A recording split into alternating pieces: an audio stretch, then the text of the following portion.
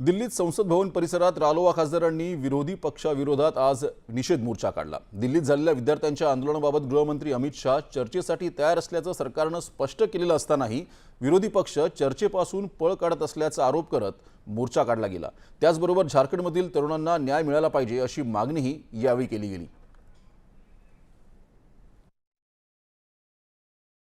झारखंड के युवाओं के साथ न्याय हो, उनके जिस तरह से लाठियां मारी गई, उनके ऊपर अत्याचार किया गया, ये राहुल गांधी जी की सोच दिखती है कि उनके समर्थक राज्य कैसे युवाओं के साथ अत्याचार कर रहे हैं, उनके साथ न्याय नहीं कर रहे। लेकिन दूसरी ओर वो गृह मंत्री से जवाब मांगते और खुद सदन में नहीं आते। गृह मंत्री जवाब देने के लिए तैयार है, लेकिन राहुल गांधी और कांग्रेस पार्टी की वो सुर्खियों में बने रहने के लिए झूठ की दुकान अनाप शनाप बयानबाजी कर रहे हैं। संसद भवनातल्या जीएमसी बालयोगी सभागृहात आज राष्ट्रीय लोकशाही आघाडी